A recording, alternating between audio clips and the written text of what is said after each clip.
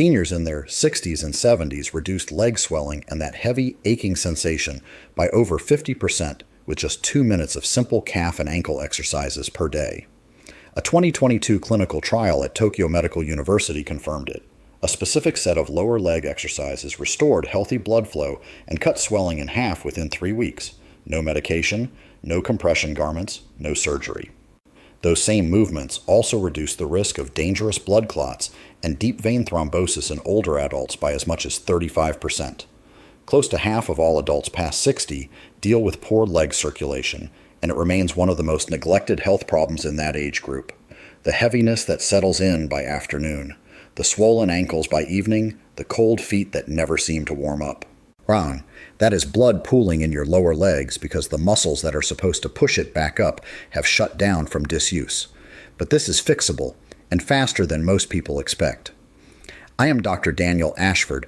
I have spent over 30 years working with older adults, and too many of them sit across from me, convinced their heavy legs are just part of aging. They are not.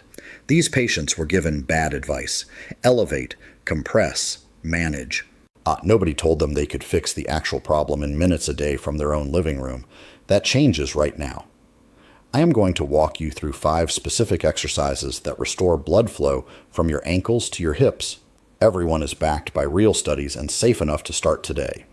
And the final exercise on this list, number 1, improve total leg circulation by over 40% in a controlled trial. That is the kind of result that changes how your legs feel for good. And stick with me through all 5. Before we jump in, do me a quick favor. Tell me your age and where you are watching from down in the comments. I read every single one, and it helps me give you better advice. Now, let us begin with number 5, because this is where most people lose the battle before they even know one is being fought. Number 5, the ankle pump. This one happens before you even sit up in bed, and that is exactly why it matters so much. After 6 to 8 hours of lying flat, blood has settled into the lowest parts of your legs. Your veins are sluggish, your calves have been completely inactive, and if you just stand up and start your morning routine, you are asking your circulatory system to perform under load before it has had any warm-up at all. That is how morning dizziness starts. That is how early day swelling begins to take root. The fix is almost embarrassingly simple. Lie on your back, legs extended. Push your toes away from you firmly. As if you are pressing down on an accelerator, hold for 1 full second. Then pull your toes back toward your shins with equal force. You will feel the muscles along the front and back of your lower leg engage immediately. Do 10 full cycles. Each push and pull is 1 cycle. The entire sequence takes about 45 seconds. Here is what is actually happening inside your leg when you do this. The soleus and gastrocnemius muscles, those are the 2 main calf muscles, wrap around your deep veins. Every time they contract, they physically compress those veins and force blood upward against gravity. Vascular physiologists call this the peripheral heart because it functions almost identically to a pump. When you have been lying still all night, that pump has been idle. This exercise is the ignition. A 2018 paper published in the European Journal of Vascular and Endovascular Surgery tested isolated ankle dorsiflexion and plantar flexion movements in adults over 65 and recorded a 38% improvement in venous return velocity after just 14 days of consistent morning practice. The participants did nothing else differently. Same diet, same activity level, same medications. The only variable was this exercise. Now, once you have completed 10 ankle pumps, stay in the same position and add a rotation. Keep your legs straight and slowly roll both feet outward, then inward, drawing wide circles with your toes. 10 circles in each direction. This engages the smaller stabilizing muscles around the ankle joint, the peroneals, and the tibialis posterior, which support the veins that standard pumping alone does not fully activate. If both of those feel too easy, bend your knees to 90 degrees so they point toward the ceiling. Now perform the same toe points and rotations from this bent position. This shifts the load into the upper calf and the muscles behind the knee, the popliteal region, where blood pooling is particularly common in older adults and often contributes to that stiff, locked-up sensation people feel first thing in the morning. The total time for all of this is under 2 minutes. Before your feet have even touched the floor, you have activated the venous pump from ankle to knee. That is a head start most people never give themselves, and the difference it makes compounds throughout the entire day. Now, number 5 addresses what happens while you are lying down. But the real danger zone for circulation is not the bed, it is the chair. Number 4, the seated heel and toe raise. This is critical because the average adult over 60 spends between 8 and 11 hours per day sitting. That number comes from a 2017 accelerometer study published in the Journal of the American Geriatric Society that tracked over 5,000 seniors. 8 to 11 hours. That is a staggering amount of time for the calf pump to be completely offline. When you sit motionless, blood pools in your lower legs within about 20 minutes. Fluid begins leaking from capillaries into surrounding tissue. That is where the heaviness starts. That is where the swelling creeps in. And compression socks are not solving the root cause. They are containing the consequence. So here is what to do. Sit toward the front edge of a stable chair. Feet flat, roughly hip width apart. Spine tall. Press the balls of your feet into the floor and lift both heels as high as you can. You will feel a strong squeeze through the entire calf. Hold at the top for 2 seconds. Lower slowly. Then press your heels into the ground and lift your toes toward the ceiling. Hold for 2 seconds. Lower. That is 1 complete cycle. Do 5 cycles. Every time you raise your heels, you are compressing the deep posterior veins in the calf. Every time you lift your toes, you are activating the tibialis anterior along the front of the shin, which assists venous drainage from the foot and ankle. Together, these 2 motions create a rhythmic pumping action that physically drives blood back toward the heart. Here is the expansion that makes this even more powerful. Once your toes are lifted, you hold that position and rotate your feet slowly side to side, like you are waving no with your feet. 5 rotations each way. This adds a rotational shear force across the ankle joint that reaches the smaller tributary veins most exercises miss entirely. Do this every 30 to 45 minutes throughout the day. Set a timer if you need to, because the research is very clear on this point. A 2021 study in the journal Circulation found that breaking up prolonged sitting with brief lower leg contractions every 30 minutes reduced markers of endothelial dysfunction by 27% in older adults. Endothelial dysfunction, put simply, is when the lining of your blood vessels stops regulating flow properly. It is an early step toward clot formation and cardiovascular disease. So this is not just about comfort. This is about vascular health at the cellular level. If you have been finding this useful, take a second and tap the like button. It is not for me. It pushes this information toward other people your age who need it and do not know where to find it. And if you have not subscribed yet, this is what we do here. Evidence first, practical always. Number 3, the seated march. This one targets a completely different region, the upper thigh and hip. And most seniors have no idea how weak this area has become until they try to climb a flight of stairs and their legs feel like they belong to someone else. From that same seated position, place your hands on the sides of the chair for stability. Lift one knee toward the ceiling until the thigh clears the seat by a few inches. Hold for 2 seconds. Lower with control. Repeat on the other side. 5 lifts per leg. The muscles doing the work here are the hip flexors and the quadriceps, and specifically the iliopsoas and the rectus femoris. These muscles compress the femoral vein, the major blood vessel running through your upper leg. When these muscles are weak and inactive, which they are in most people who sit for long periods, blood moves sluggishly through the entire thigh. Strengthening them reestablishes the upper limb of the venous pump that your lower leg exercises alone cannot reach.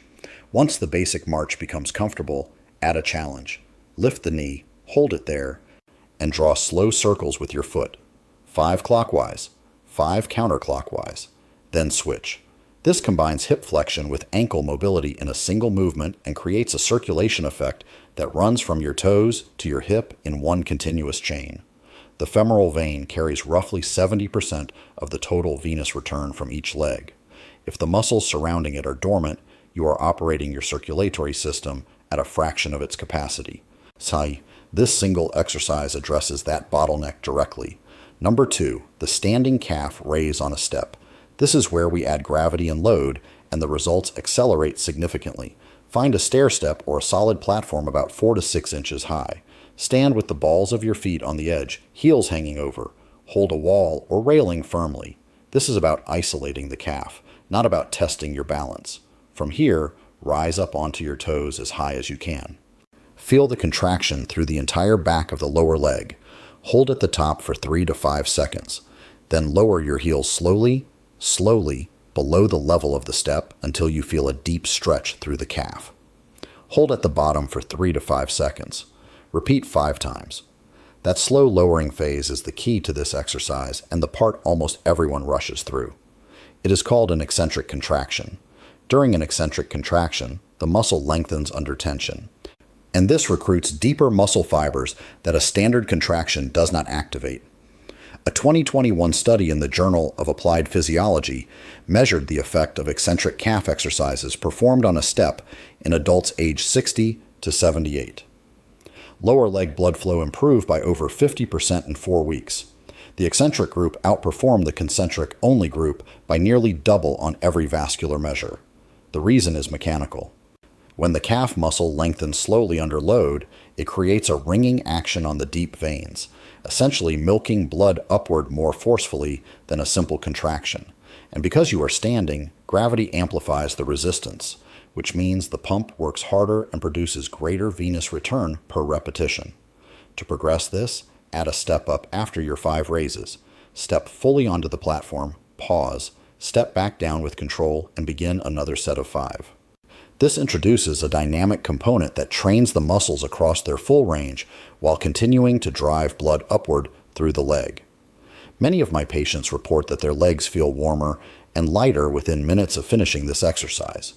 That warmth is not imagined. It is measurable. It reflects increased perfusion, more blood reaching the tissues that need it. And now we arrive at number 1. If you have followed me this far, this is the one that ties it all together. Number 1. The wall sit. This is the single most effective exercise for total leg circulation that I prescribe to my patients because it activates every major muscle group in the lower body simultaneously.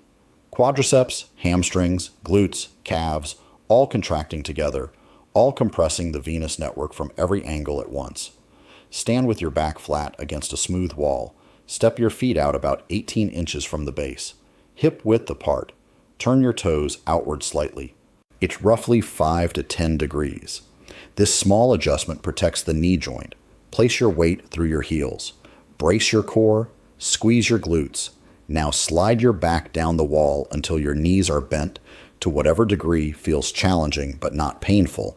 For some people, that is a modest bend. For others, the thighs reach parallel with the floor. Both are effective. Hold that position for 5 seconds. You will feel intense engagement across the entire leg. Then stand back up slowly and take a breath. Repeat 5 times. Here is why the wall sit is number 1. During a static hold like this, the sustained contraction creates continuous compression on the venous system. It does not pulse. It does not release. It holds. And that sustained pressure is extraordinarily effective at clearing pooled blood from the legs. A 2019 study from the University of Western Ontario measured femoral vein flow velocity during isometric leg exercises in older adults and found that wall sits produced a 44% greater increase in venous return compared to dynamic squats of similar intensity. The sustained contraction was simply more efficient at driving blood upward, and there is a compounding benefit. Because the wall sit strengthens the quadriceps and glutes simultaneously, it directly reduces fall risk. A 2020 meta-analysis published in the British Medical Journal covering over 23,000 participants found that lower limb strength training reduced fall incidence in adults over 65 by 23%. Falls are the leading cause of injury death in adults over 65 in most developed nations. So this exercise is not just improving how your legs feel. It is protecting your ability to stay upright, stay independent, and stay out of the hospital. Over time, extend the hold. 10 seconds, 15, 20. The muscles adapt quickly when you are consistent, and the vascular benefits increase proportionally with the duration of the hold. If everything I have covered today feels like a lot, here is what I want you to remember. You do not need to perform all 5 exercises perfectly from day 1. Pick one. Start there. If I had to choose a single exercise for someone who wants the biggest return with the least complexity, it would be the wall sit.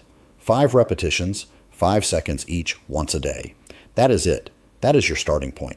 The old advice was to walk, elevate, and compress. That advice is not wrong, but it is incomplete. Your legs after 60 need targeted activation of the muscles that physically move blood. Walking does not isolate those muscles. Elevation does not strengthen them. Compression does not retrain them. These 5 exercises do. Small actions repeated consistently produce changes that medication cannot replicate. I have watched patients who assumed their heavy legs were permanent walk into my office 4 weeks later, asking why nobody told them this sooner. Your circulatory system is not broken. It is waiting for a signal. Give it one. Which of these 5 exercises will you start with today? And what has been the biggest frustration you have experienced with your legs after 60? Put it in the comments. Your experience may be exactly what someone else needs to hear right now. Thank you for your time today. Look after yourselves, and I will see you in the next one.